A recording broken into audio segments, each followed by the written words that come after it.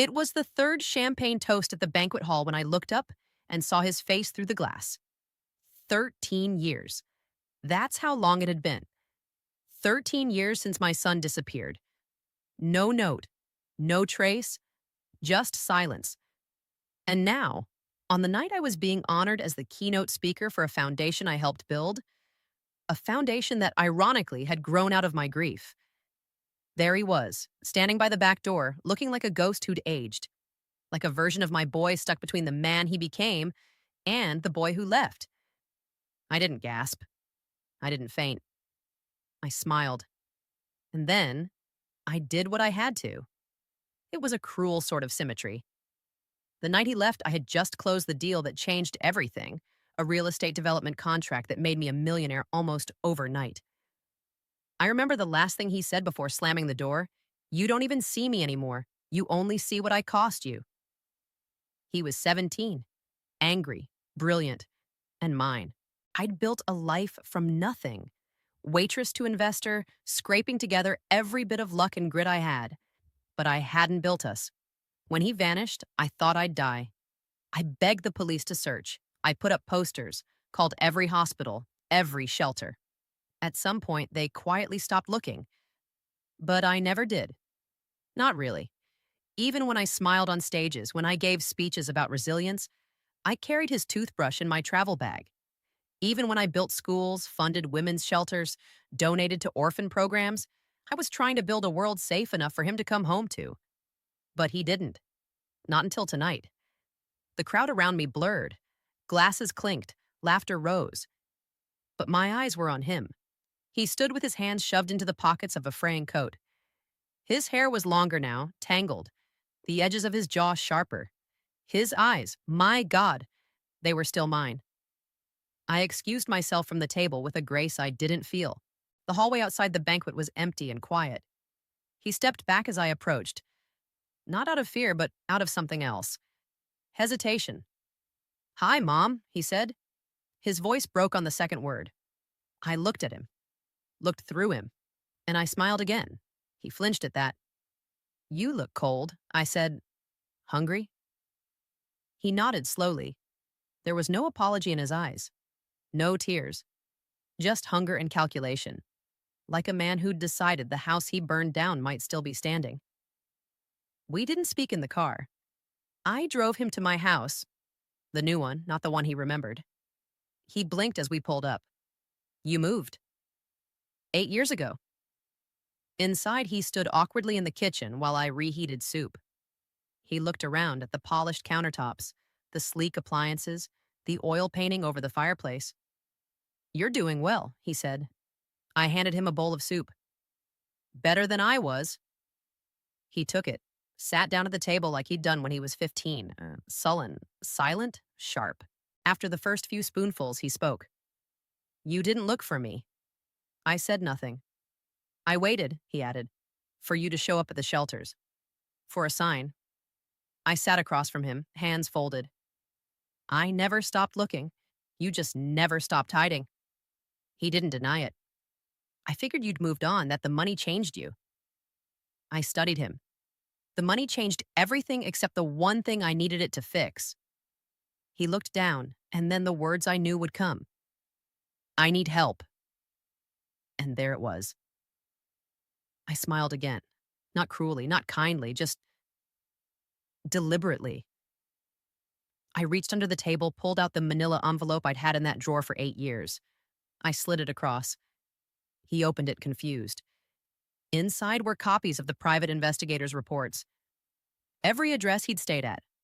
Every shelter. Every job under a false name. Every public record trail I had followed for over a decade. I had known exactly where he was, for most of it. His eyes widened. "You knew?" "I knew," I said. "But you weren't ready, so I waited." "Then why now?" he asked. "Because you came back." He stared at me like he didn't know what to do with that truth. And then I said it. "I don't owe you my money, but I do owe you the truth." He swallowed. "So what now?" I leaned forward. "You tell me why you're really here." He opened his mouth and then shut it. I waited. The air between us stretched thin as glass. Then finally he whispered, "I thought you'd be softer." I laughed softly. "You thought wrong." He looked at me, eyes shining now. Not with love, with something messier. Regret. I stood up. "Finish your soup." He did, and I stood at the sink, listening to the clink of the spoon, the wind outside, the sound of a boy, no, a man, chewing the edges of his shame. And I thought, this is only the beginning. He stayed the night, not in his old room. That was long gone. I gave him the guest room, fresh sheets, a folded towel, even a toothbrush. Not the one I used to carry with me, though. That one was in a box at the back of my closet, wrapped in tissue like a relic. I wasn't giving him that. I didn't sleep. I sat in my armchair, legs curled under me, watching the fire die in the hearth. My hands were steady, but something inside me was pacing. He was home, but I didn't know who he was anymore. When the sun rose, I brewed coffee and made eggs. He appeared in the doorway, looking less like a stranger. Still gaunt, still cautious, but a little more rooted. "You still drink it black?" I asked. He nodded. "Yeah." We sat at the table in silence. His eyes scanned the space like he was cataloging everything I'd built. I let him see it. "So," I said eventually, "are you going to tell me what happened after you left?" He stirred his coffee, then looked up. "Parts of it. I want all of it." He sighed. "I thought you'd ask." He started from the night he left, how he'd taken a bus out of town with a duffel bag, crashed on a friend's couch, worked kitchens, slept in shelters, fell in with people he shouldn't have, got clean, slipped, got clean again. I listened without interrupting. "And you never once thought to call?" I asked quietly. "I did." He swallowed. "Dozens of times. Just never dialed." The silence between us thickened. Finally, I asked, "Why come back now?" He stared at the floor. "Because I Googled your name." I raised an eyebrow. "You were in the paper. That community center you opened. It had your photo. You were smiling. You looked happy," I offered. "No," he said. "Lonely." That stopped me. He looked up. "And then I read more. Saw your foundation. The money. I figured maybe you'd forgive me now." Ah, there it was. The truth that slipped out when pride got tired. "Or maybe you figured I'd be easier to ask things from," I said. His jaw tightened. "That too." "I'm not angry," I said after a long pause. "But I am awake now. I see you." "And what do you see?" "A man who came back because life out there finally broke him." He nodded slowly. "I didn't come for money, Mom.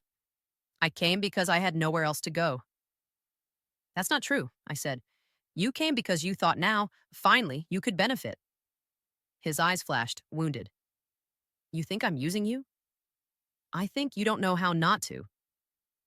He pushed back from the table, stood too fast. "You don't know what it was like out there. You don't know what I went through. And you don't know what it was like waiting. Every night. Every single year I watched people look at me with pity. Or worse, suspicion." He turned away. I saw his shoulders tighten. "I built a life from that silence. I whispered. "I built all of this from what you left behind." He turned back. "And you never once thought that maybe you pushed me away?" "Every day," I said. "But grief isn't math. I didn't stop loving you just because I started surviving." That silenced him. And then the real crack in his voice. "I don't know how to come back." I stood, walked to him, and placed my hand on his chest. "You don't start by asking," I said gently. "You start by listening." His throat worked as he nodded. I stepped back. "You can stay," I said. "For now. But this isn't the same house, and I'm not the same mother." "I know," he said. But he didn't. Not yet. That evening, I took out the file folder from my safe. It held more than just investigator reports. It held bank records, letters never sent, copies of emails I'd written to myself at 2 in the morning.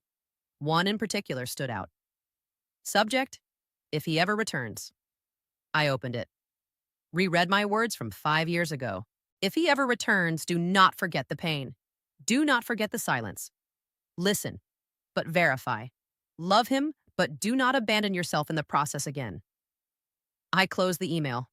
When I turned around, he was standing in the doorway. What's that? He asked. Just a letter I wrote to myself, I said.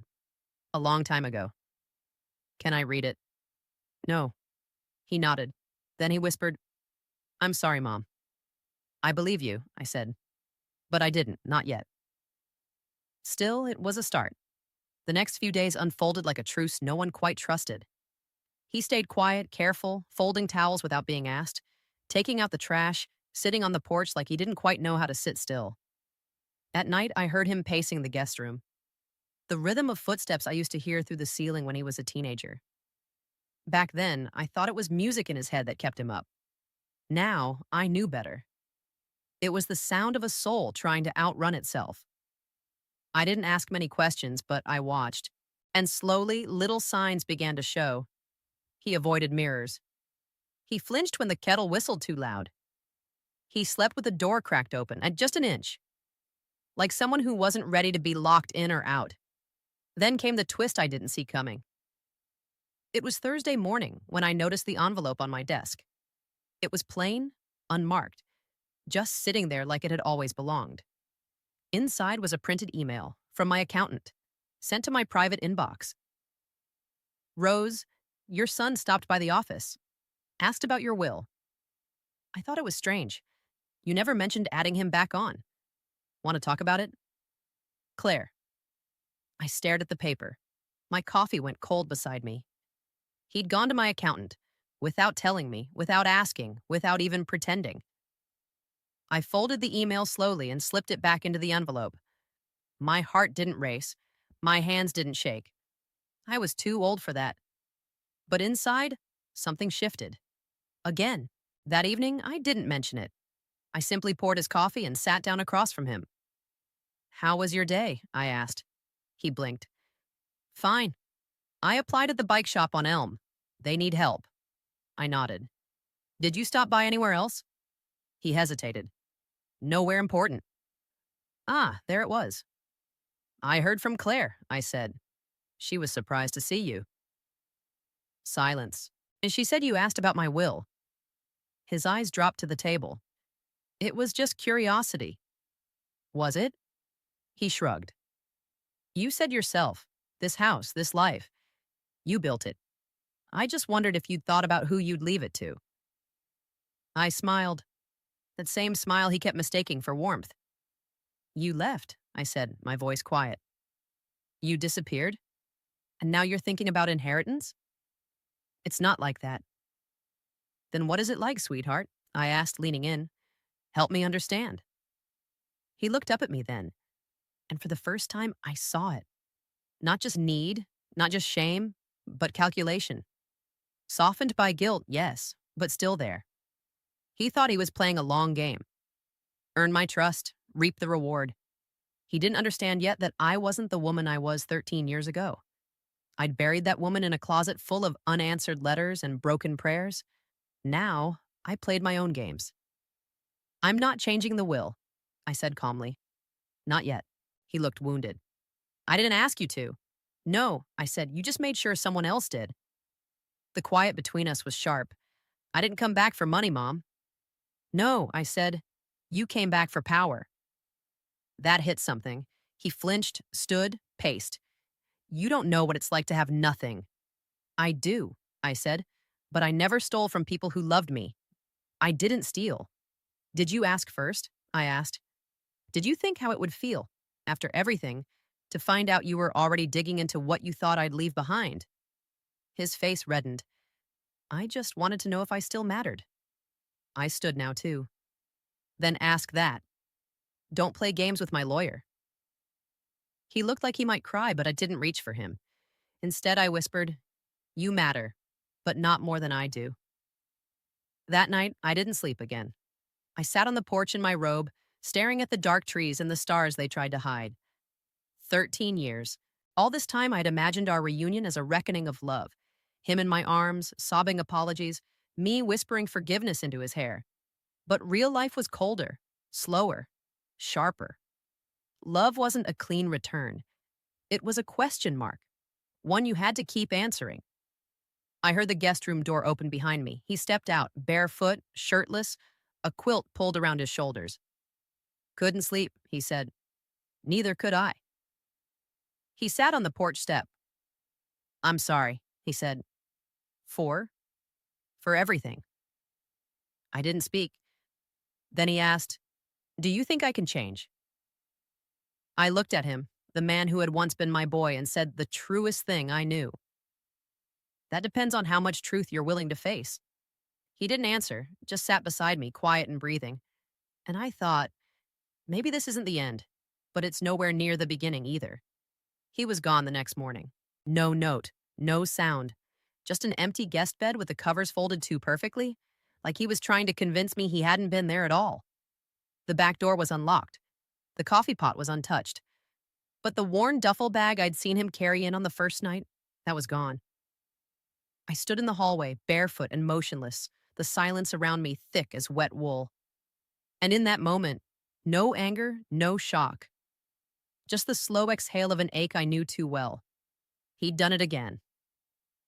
I went to the drawer beside my desk, pulled out the folder I'd slipped back there 2 nights before. Claire's email was still inside, folded neatly like a warning I hadn't wanted to believe. He hadn't come back to stay. He'd come back to see, to check, to decide. What broke me wasn't the leaving. It was how practiced he was at it. I sat at the table with my coffee, lukewarm and bitter. The guest chair across from me sat hollow, holding the shape of a man who'd never intended to become anything more than a shadow. And yet, he'd left something behind. His wallet. It was resting on the arm of the couch like it had fallen there by mistake. Black leather, scuffed at the edges. Inside, $26, a photo of us from when he was 6, and a receipt, dated 2 days ago, from a pawn shop on Maple.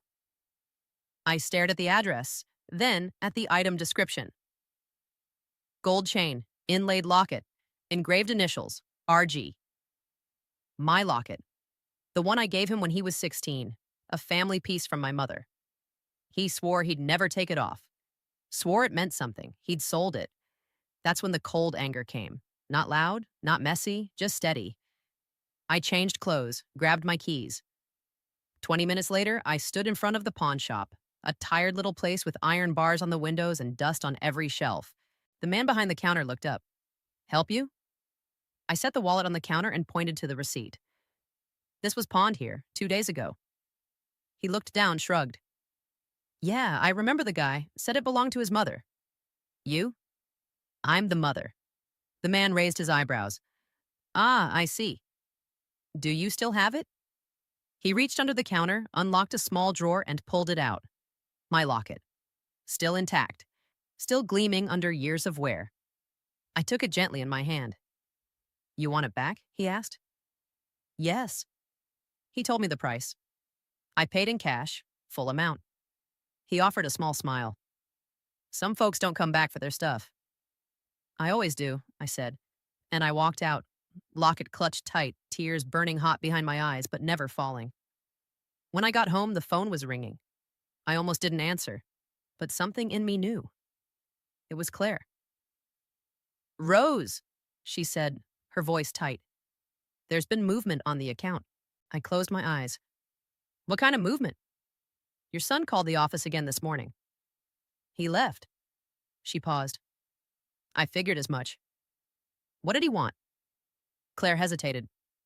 He asked what would happen to the trust fund if you passed away unexpectedly. My mouth went dry. What? He didn't ask about your health. He didn't threaten anything, she said quickly. But Rose, I didn't like his tone. It wasn't grief, it was strategy. I said nothing. Do you want me to freeze the trust? She asked. I opened my eyes, looked out the window. The wind was rattling the bare tree branches like bones. Winter had come in fast. No, I said finally. Leave it, but add one clause. What's that? If he wants access to a penny of it, he has to sit with me, face to face. No lies, no lawyer, just him and the truth. Claire let out a breath. You're sure? I am. Because if this was going to be a game, I wasn't playing by his rules anymore. That night, I sat in my office and took out a second folder, one I hadn't opened in years. Inside was everything I'd written to him: letters he never read, birthday cards returned to sender, photos of milestones he'd missed, my foundation's ribbon cutting, the award ceremony at City Hall, even the day I'd sold the first house I'd ever bought with my own hands. And tucked between them, a sealed envelope. It was addressed in my handwriting, to him. I'd written it 5 years after he vanished, on the anniversary of the day he left. I couldn't remember what I wrote. I didn't open it. I just added a sticky note on the outside. Give this to him, only if I'm gone. I stared at it now. What would it say? Would it still matter? The thought chilled me, because for the first time I had to consider that he might not return to my door with tears, or apologies, or shame. He might come back with paperwork, with claims, with entitlement. He might come back only when I couldn't answer for myself. And if that was the case, then I had one more thing I needed to do. The next morning, I called my attorney. I need to update my will, I told her, and I want to do it in person. She asked if anything had changed. Everything, I said. And for the first time in a long, long while, I meant it. He showed up again 4 days later. Not on the porch this time. Not by the back door like a stray animal testing the fence line. He came to the lawyer's office. Unannounced. Uninvited. Unashamed. I was sitting across from Judith Bell, the toughest estate attorney in the city, a woman with iron hair and diamond-hard logic, when her assistant poked her head in. "There's a young man here," she whispered. "Says he's your son." I nodded calmly. "Send him in." He walked in like he still belonged to something. To me, to this name, this blood. His shoulders slouched like a boy, but his eyes were already scanning the office like a man searching for leverage. "You summoned me?"